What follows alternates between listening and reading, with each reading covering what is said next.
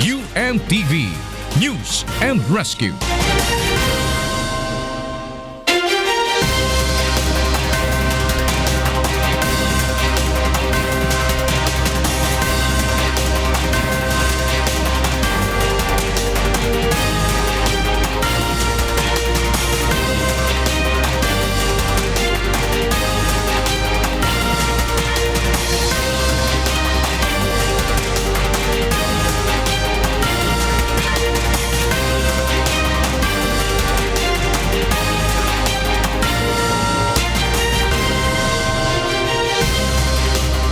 Good evening, Philippines and the world. Today is Tuesday, August 2, 2016.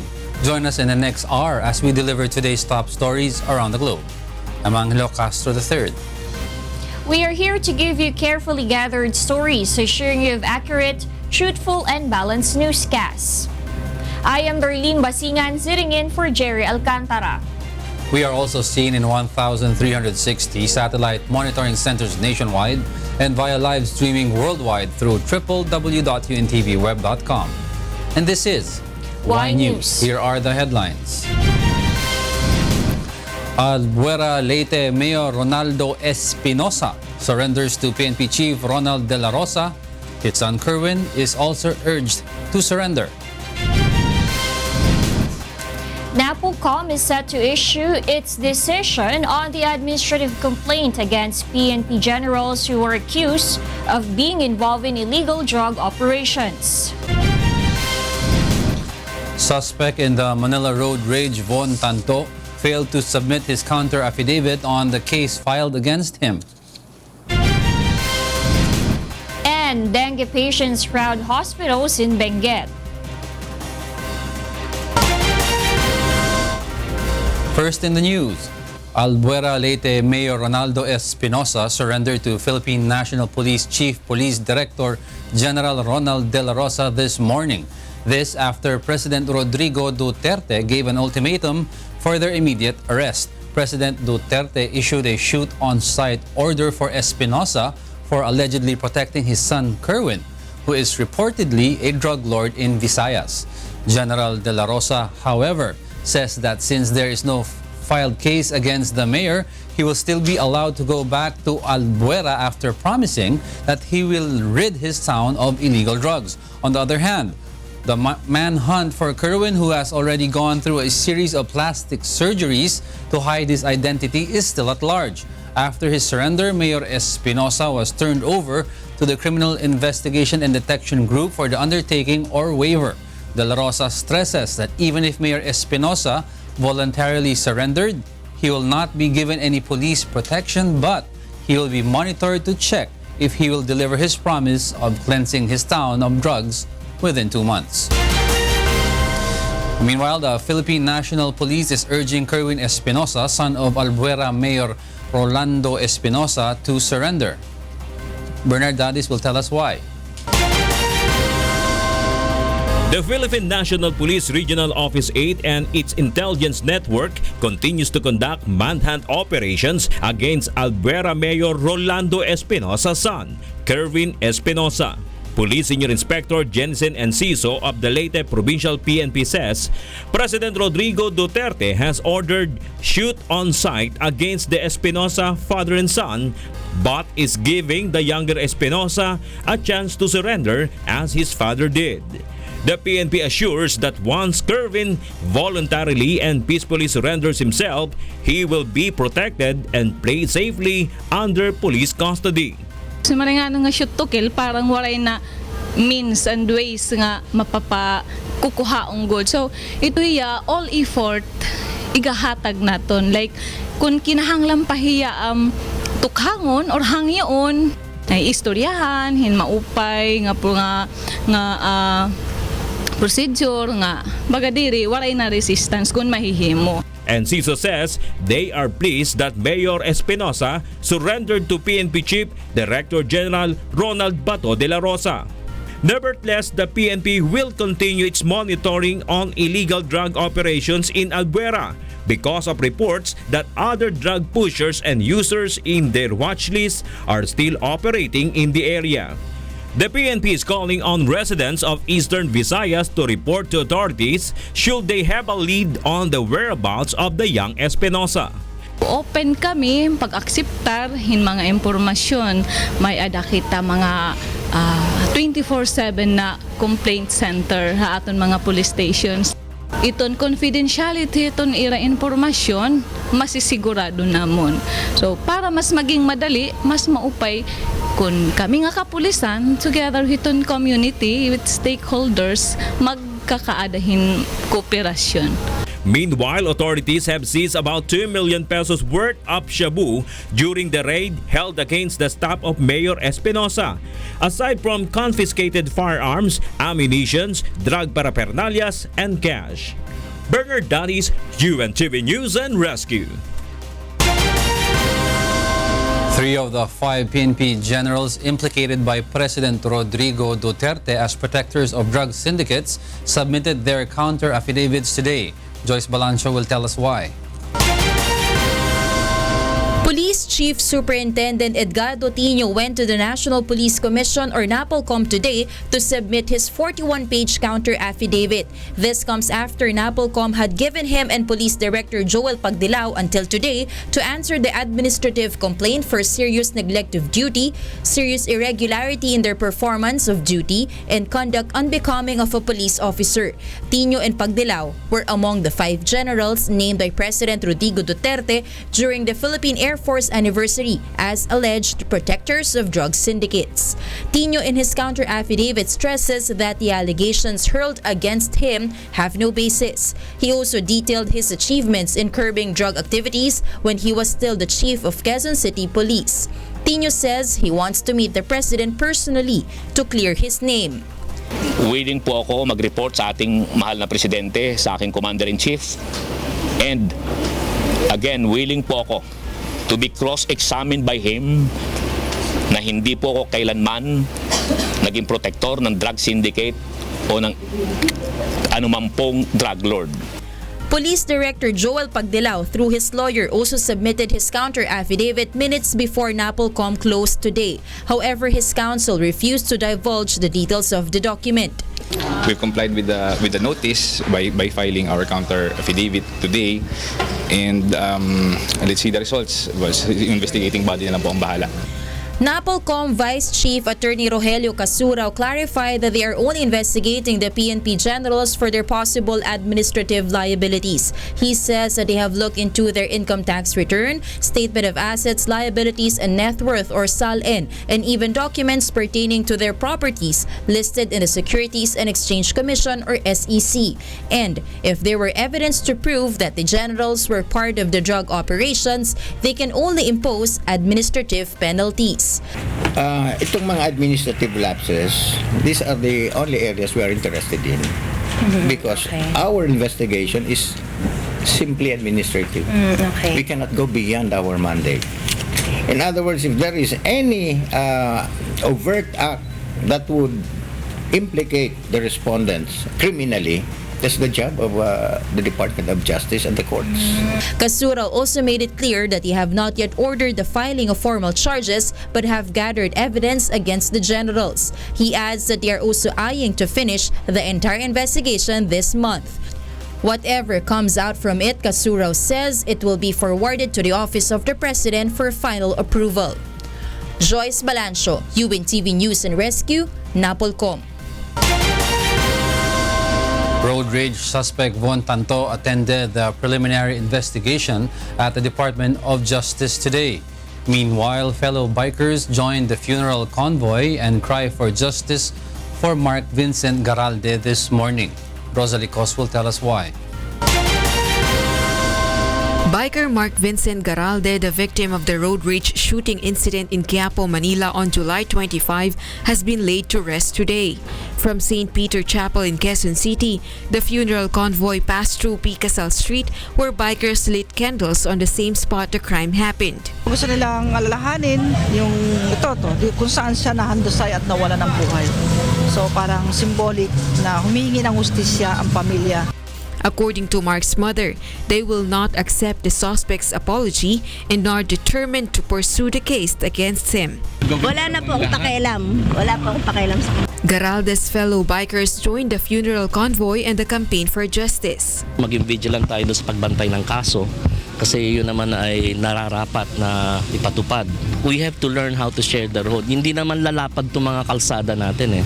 Meanwhile, the charges of murder and frustrated murder against Tanto filed by Garalde's camp is now submitted for resolution to the Department of Justice.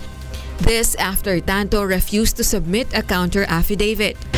There is no point in wasting the resources of the state, in as much as the only finding that is relevant here is probable cause. So his admission in the role of Mr. Garalde already establishes that. So there's really no point. Meanwhile, Garalde's camp asserted that Tanto was arrested during the hot pursuit operation of police authorities in Milagros, Masbate, contrary to the suspect's argument that he voluntarily surrendered to his former army officer who turned over him to barangay officials. Allegedly, it was then that Tanto was arrested.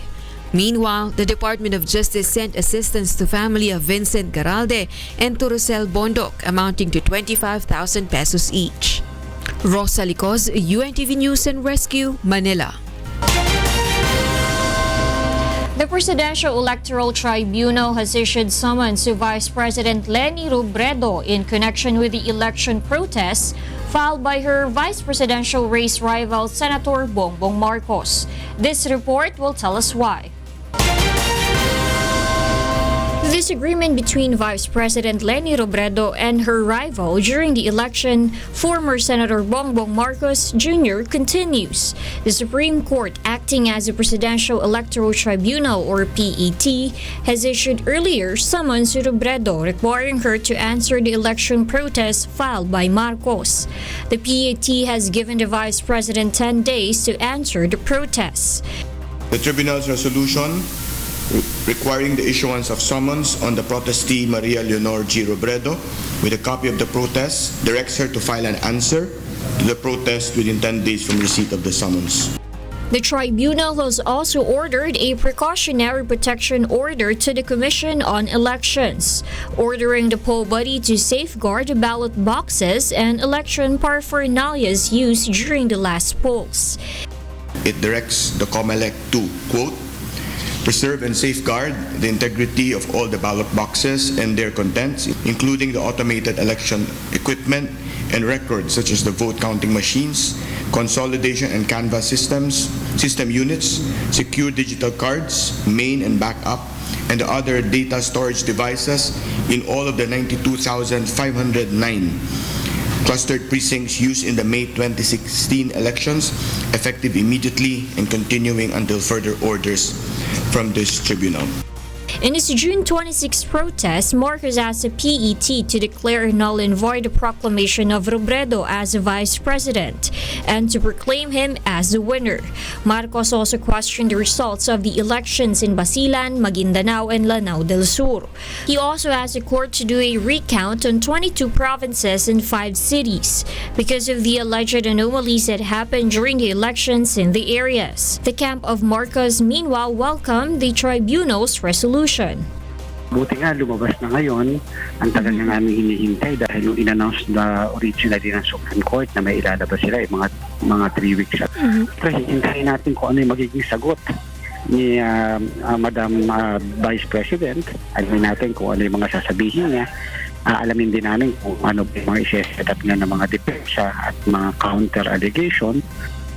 UNTV News is still trying to get the side of Vice President Robredo regarding the matter. Darlene Basingan, UNTV News and Rescue. The Commission on Elections is in hot water again for allegedly having over 40 million pesos of unpaid obligations. Victor Cosare will tell us why. In a letter sent by Tri-Mega Business International to Commissioner Rowena Guaz Guangzon, the company is asking the Comelec to already issue a notice to proceed so they can finally collect the amount due them. Tri-Mega won the bidding for the printing and supply of voter information sheets for Metro Manila in the last May elections. The company got a notice of award on April 29 and was instructed by the Bids and Awards Committee to start working on the job even without a notice to proceed because it was only a few days away before elections. Tri-Mega stated that they finished the work in 7 days, running on a 24-hour per day operation. Their contract with the poll body amounts to more than 10.5 million pesos. But aside from Tri-Mega, 3 other companies wrote the commission stating almost the same situation. For the 4 companies, Comelec's total unpaid obligation reaches above 46 million pesos. This is the reason why Commissioner Guangzon recommended to the on-bank the creation of a fact-finding committee to investigate the issue. It's a serious concern, and who are responsible for this, and this is potentially an audit problem. And to help the bank decide whether we should pay the demand for payment or not, we need to have the facts. For his part, Comelec Chairman Andres Bautista says they are checking if these companies really have delivered supplies to avoid spending people's money to goods deliveries. The Commission's main office has already asked its field officials to report if they really received the voter information materials and voter information sheets. Kaya nangyari, yung mga dokumento ipinadala sa amin pagkatapos na ng halalan. Kaya ako naman, dahan-dahan lang ako kasi nga gusto kong siguraduhin na hindi tayo basta-basta nagbabayad. We're talking about 4 suppliers, but there are more of them who have not yet been paid. The on-bank has yet to rule on Guangzon's recommendation. Victor Cosare, UNTV News and Rescue, Manila. Y News will be right back.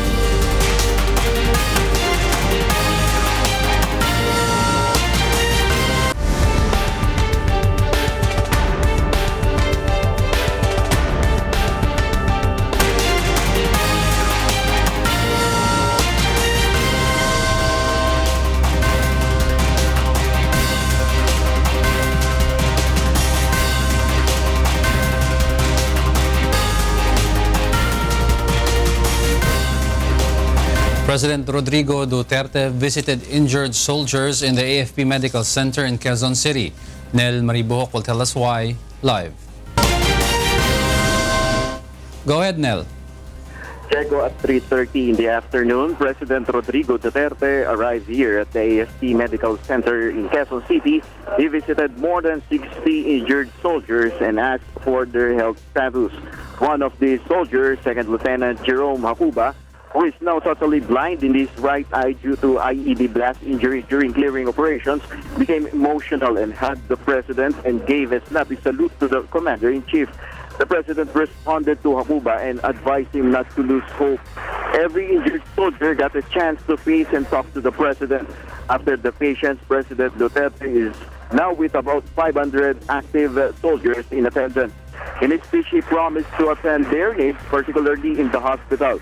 President Duterte said he wants to construct a new building for the AFP Medical Center and procure state-of-the-art medical equipment for the soldiers' needs. He also emphasized that there will be changes on internal procedures of the hospital and assured that there will be no compromise on the life of the soldiers. Diego? Yes, thank you, Nel Maribuhok, for that report, reporting live from Quezon City. Senator Laila de Lima delivered a 45-minute privilege speech at the Senate today on the summary killings that have been happening in the past weeks.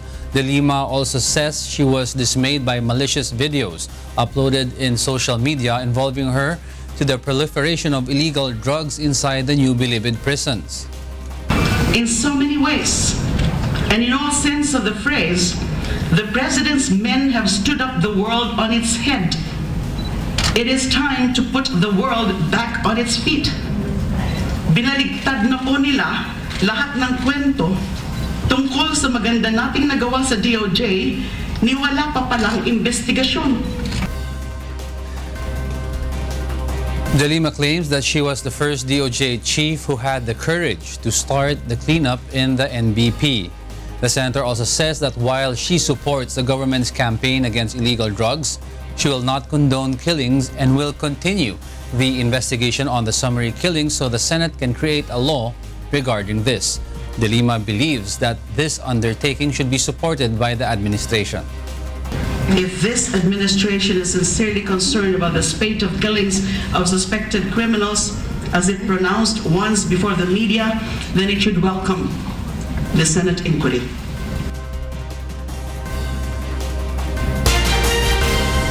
A suspected big-time drug pusher was killed by an unidentified gunman in Bawan, Batangas.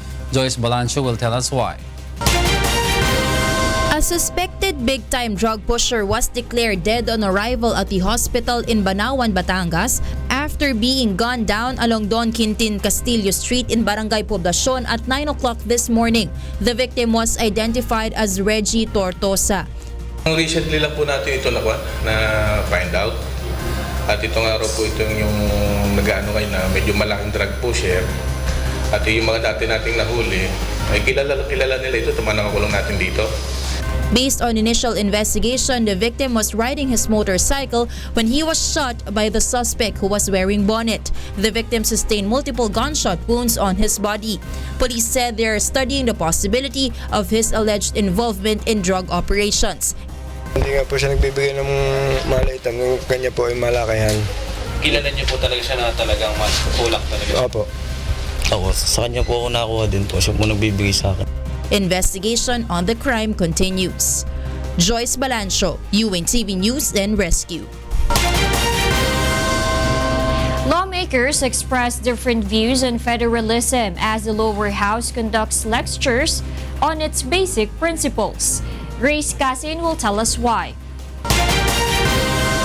Lawmakers and congressional staffs went through a lecture on federalism in the lower house today. Here, fundamentals of federalism were discussed in keeping with President Rodrigo Duterte's move that pushes to change the Constitution.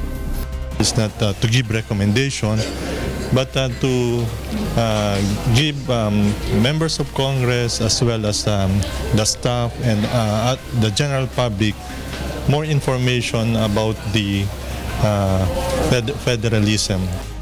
Negros Oriental Representative Jocelyn Lim Kaichong is positive that lawmakers need to attend this lecture because Congress has a big responsibility in changing the charter.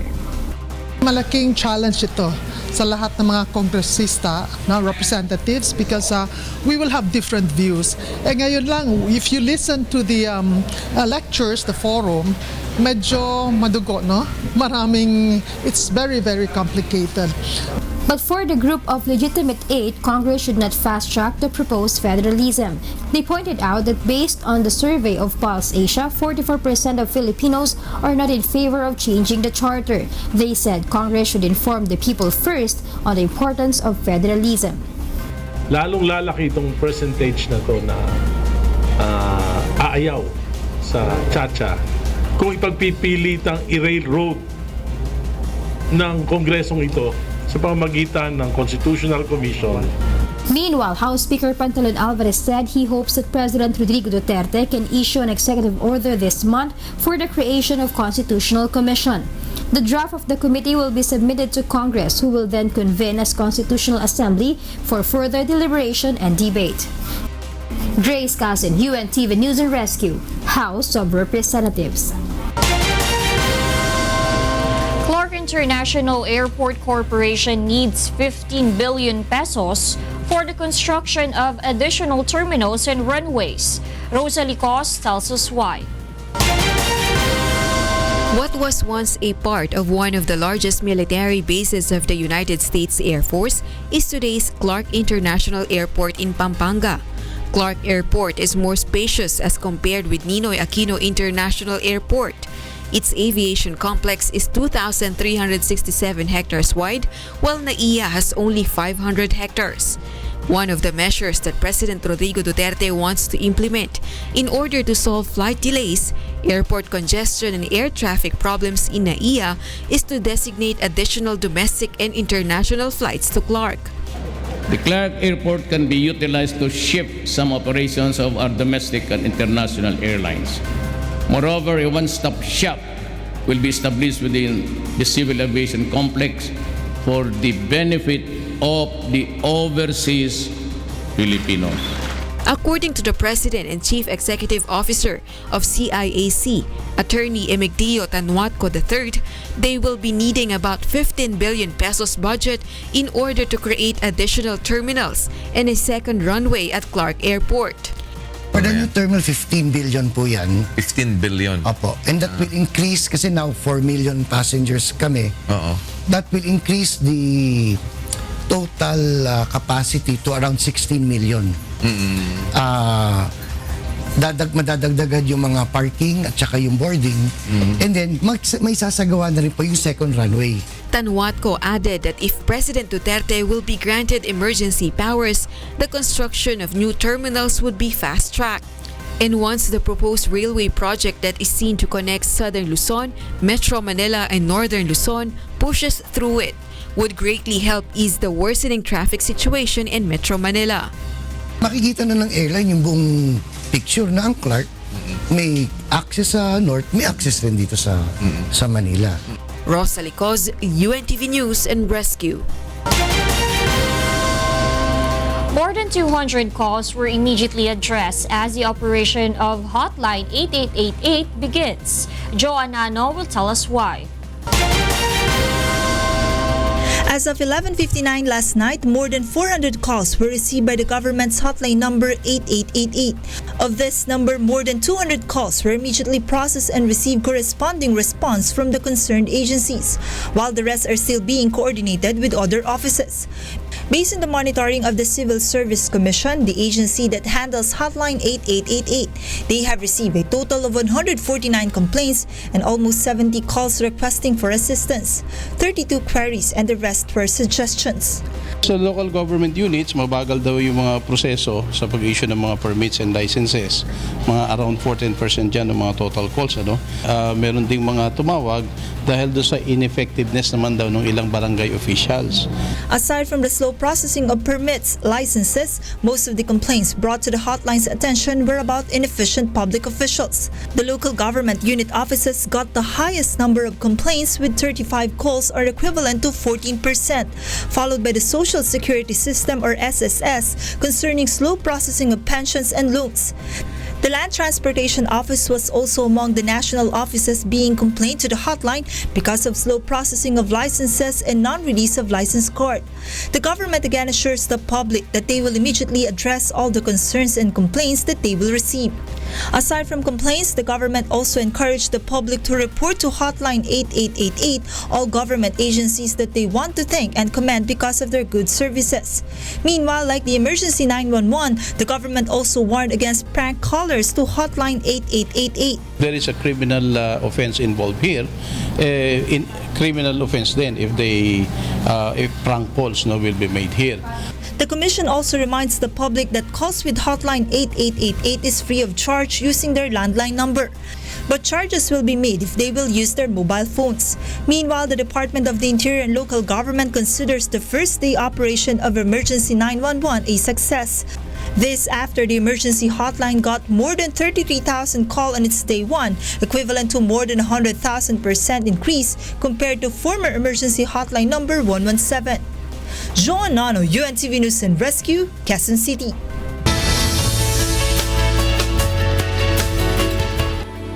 The southwest monsoon is still affecting the western sections of Luzon and Visayas. Based on Pag-asa's forecast, Metro Manila, the Ilocos region, and the provinces of Zambales, Bataan, and Mindoro will experience cloudy skies with light to moderate rains. The rest of the country will have partly cloudy to cloudy skies with isolated rain showers and thunderstorms. Small vessels and seacraft are advised not to venture in northern and western seaboards of northern Luzon and in western seaboards in central and southern Luzon. Weather condition tomorrow is expected to improve in most parts of the country as the effect of southwest monsoon weakens.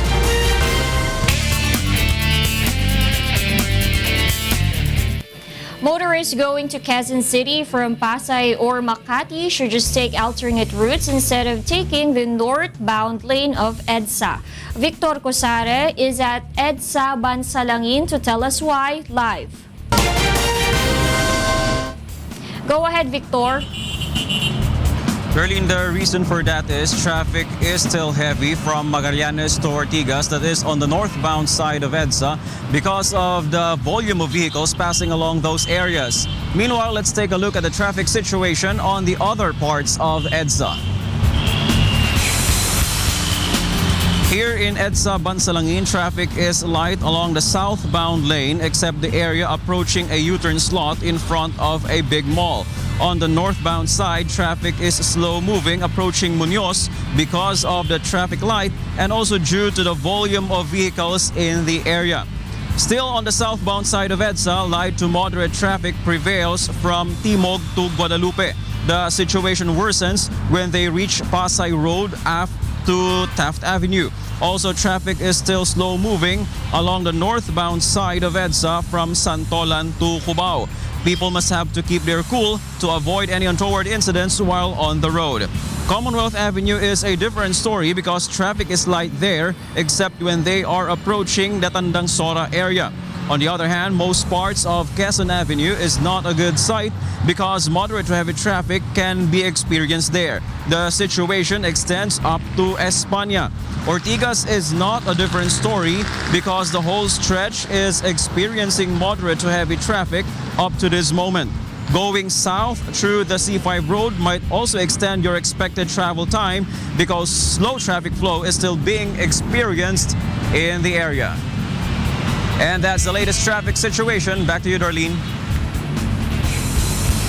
Thank you, Victor Cosare. And that's Victor reporting live from EDSA Bansalangin.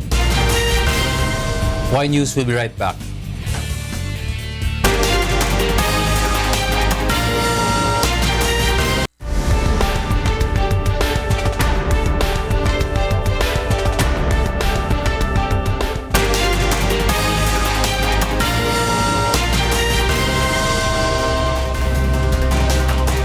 A patient with gallbladder problems was able to undergo surgical operation for free. Bernard Dadis will tell us why. On July 29, Friday, Diana Maranas, 28, arrived at the UNTV Action Center seeking for medical assistance. She was diagnosed with the condition cholelithiasis or the presence of gallbladder stones. Thus, the program Serbisyong Kasangbahay coordinated her case to the Los Santos Medical Center. And she's already symptomatic. Ang ibig sabihin ng symptomatic, yung sumasakit na. Pag yung gallbladder stones, nakita natin yung gallbladder stones and then it's already symptomatic, sumasakit na, ang nire-recommend talaga doon ino-operahan. Through the cooperation of the program Serbisyong Kasangbahay and the Los Santos Medical Center, headed by Dr. Nilo de los Santos, Diana was set for surgery.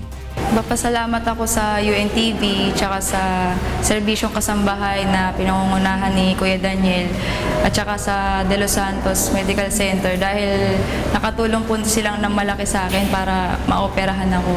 Diana is now under recovery following her gallbladder removal surgery. The hospital shouldered all the medical expenses as part of its corporate social responsibility. O yan, yung mga iba't ibang kumpanya, meron kayong kanya-kanyang mga corporate social responsibility na budget, pangtulong natin sa mga nangangailangan. Ako, I'm always looking for partners Partners natin na hindi basta advertisers lang, yung partners natin na naniniwala sa ating advokasya. Kami naman ay nag-uugnay lang doon sa mga pwedeng makatulong at doon din naman sa mga kailangang matulungan. On our part, we are doing our best para sa tulong ng Diyos ay magawa ho natin yung mga dapat na ma-i-extend nating tulong sa ating mga kababayan. Bernard Dadis, UNTV News and Rescue.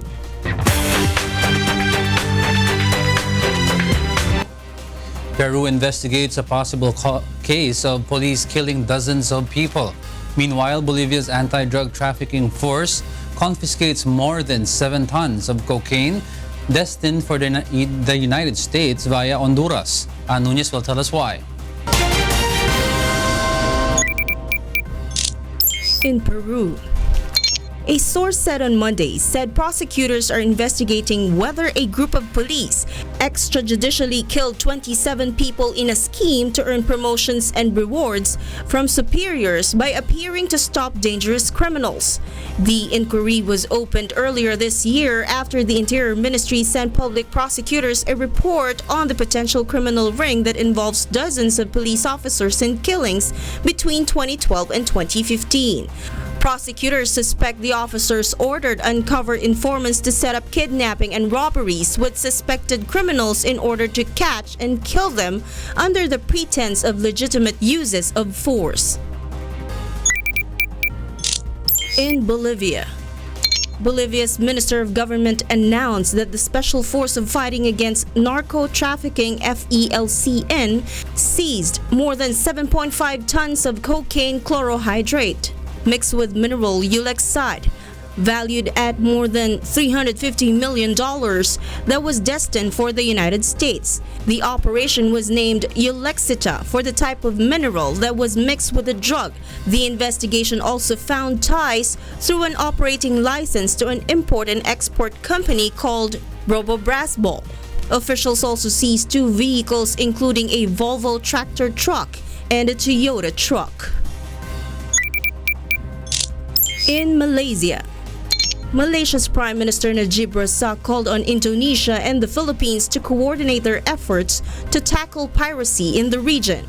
In June, the 3 countries agreed to designate a transit corridor for commercial vessels crossing a maritime zone hit by a spate of hijackings by Islamist militants in the southern Philippines.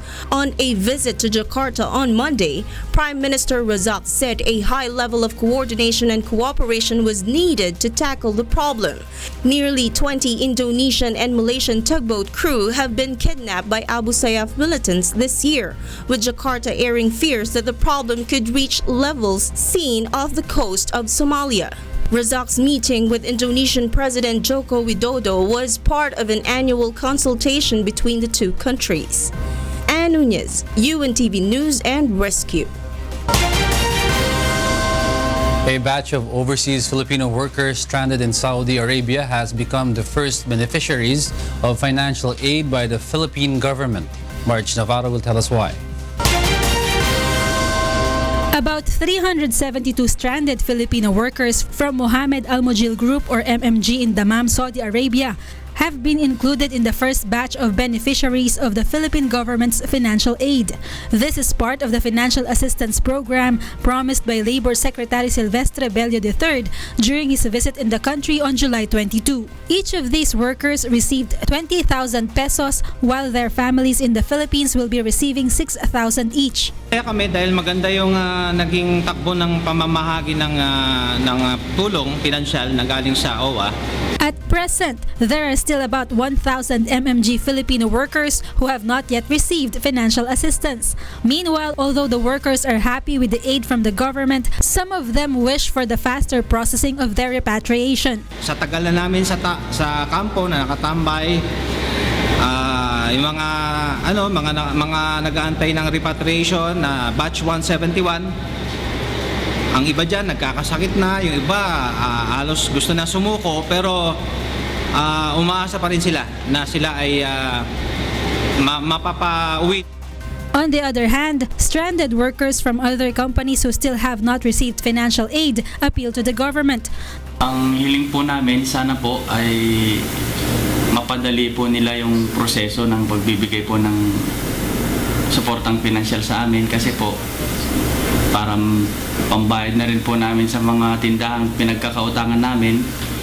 The Polo OWA assures that all of these workers would be given financial assistance, although distribution will not be given all at once due to the process of remittance in the Philippines. Marge Navarro, UNTV News and Rescue. The first female governor of Tokyo has started her new job at the Tokyo Metropolitan Government Office today after her election victory at the weekend. Yoriko Koike was welcomed by hundreds of staff and Tokyo residents with a warm applause and flowers adorned with green ribbon, her election campaign color. The sprawling city of some 13.5 million people faces problems such as an aging population daycare shortages, and the ever-present possibility of a big earthquake. A major issue in the campaign was the 2020 Olympics, which Japan hopes will spur its economy as it struggles to escape decades of deflation. After the resignations of the city's two previous governors, Koike will be responsible for saving Tokyo's reputation as host for the Games.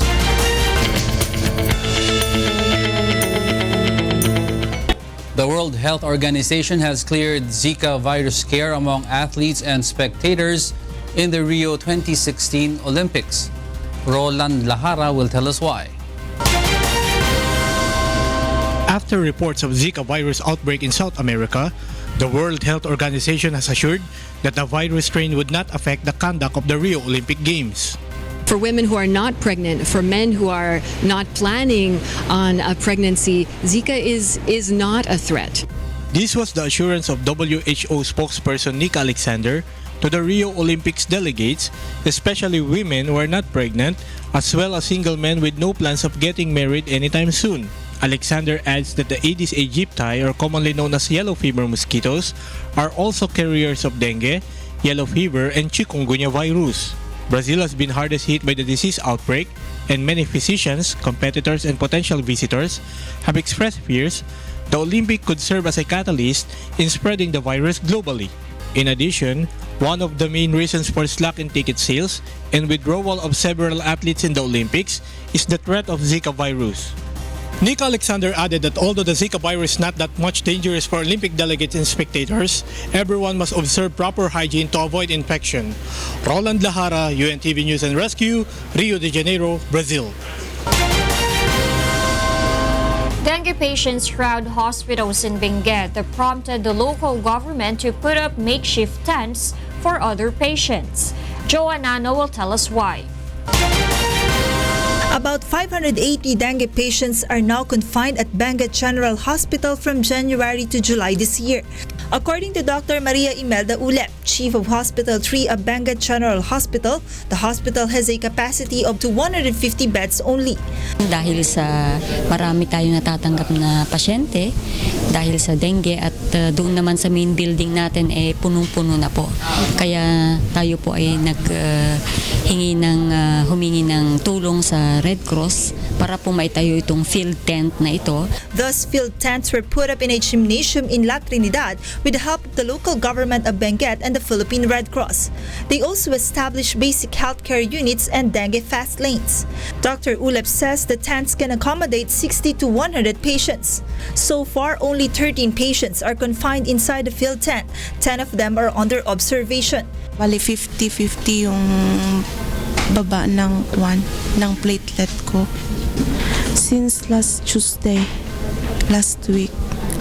Tapos yung mga masasakit pa yung mga binti ko, tapos hanggang nag-rushes ako noong. Yun ang hindi ko alam.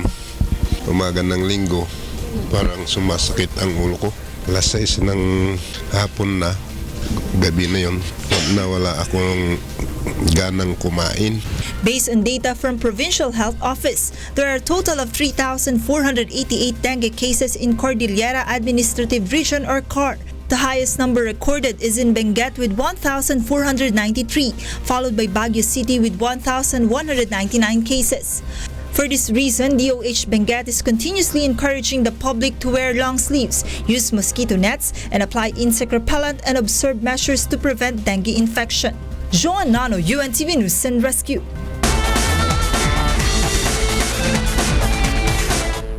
The World Glider Aerobatic Championships end with victory again for defending champion from Hungary.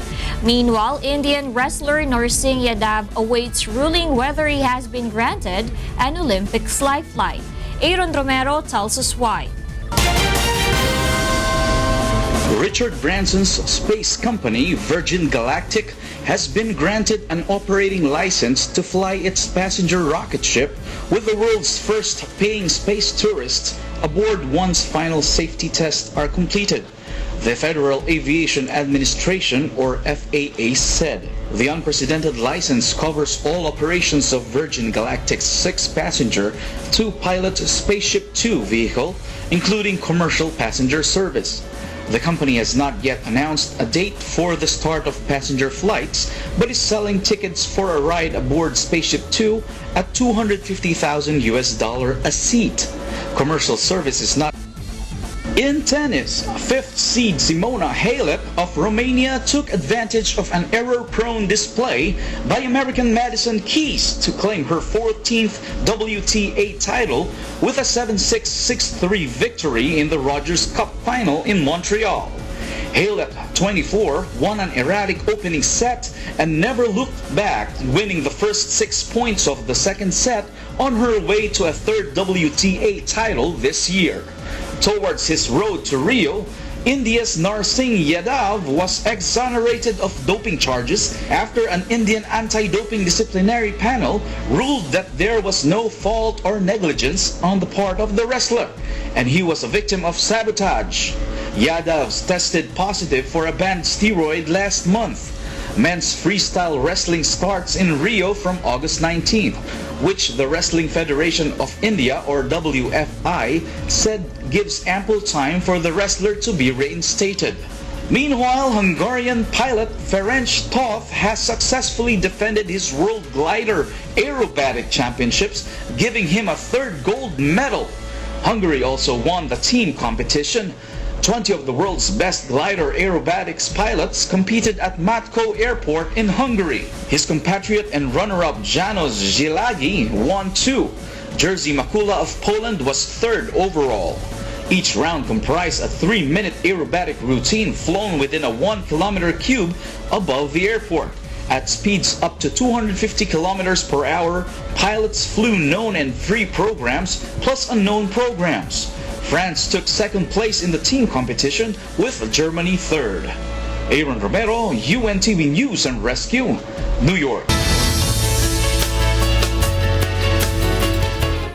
Richard Branson's Virgin Galactic has been granted an operating license to fly its passenger rocket ship with the world's first paying space tourists. Aaron Romero is back to tell us why. Richard Branson's space company, Virgin Galactic, has been granted an operating license to fly its passenger rocket ship with the world's first paying space tourists aboard once final safety tests are completed. The Federal Aviation Administration, or FAA, said the unprecedented license covers all operations of Virgin Galactic's 6-passenger, 2-pilot Spaceship Two vehicle, including commercial passenger service. The company has not yet announced a date for the start of passenger flights, but is selling tickets for a ride aboard Spaceship Two at $250,000 a seat. Commercial service is not expected to debut before 2017. About 700 people have put down deposits for rides that will take them about 62 miles or 100 kilometers above Earth, high enough to experience a few minutes of weightlessness and see the curvature of Earth set against the blackness of space. Virgin Galactic plans to fly from Spaceport America near Las Cruces, New Mexico. The FAA, which oversees U.S. airline service and general aviation, is also the chief regulatory body for commercial spaceflight in the United States. Aaron Romero, UNTV News and Rescue, New York.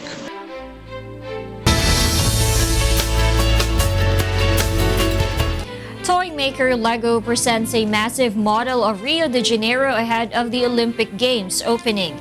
Meanwhile, people are gripped by pin trading with journalists and volunteers making swaps outside the Olympic Park. Precious Song tells us why. Lego, the world's biggest toy maker, has developed a large model of Rio de Janeiro city to celebrate the host of the 2016 Olympic Games. According to Lego master model builder Paul Curzon, the model is the largest ever made for Latin America by the group and took 50 Lego builders some 2,500 hours altogether to create over 1 year. Curzon said the structure is composed of roughly 953,000 pieces of Lego. Lego, in partnership with the Danish government, created the model as a legacy gift to Rio de Janeiro. Meanwhile, The sport of trading Olympic pins of every shape and size is already well underway even before the games kick off. Men and women from the United States, Iceland, Italy, Australia, and elsewhere had already begun gathering at the gates of the Olympic Park to take part in a collecting obsession that stretches back decades.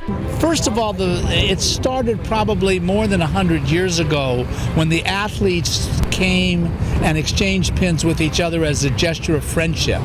Well, I have about 14,000 pins in my collection, and I probably have another 10,000 pins to trade, of which I brought about 1,000 here. The trade itself does not tend to involve the exchange of money. Only the pins of individual sports from athletes, and rare pins of which there are only a few and are highly priced and desperately sought after. Precious Ong, UNTV News and Rescue. Those are the reasons behind the news, August 2, 2016. I'm Angelo Castro III. Reasons we delivered to you as they unfold. I am Darlene Basingan sitting in for Gerry Alcantara. Because we need to know. We will always ask why. Thank you for watching Why News.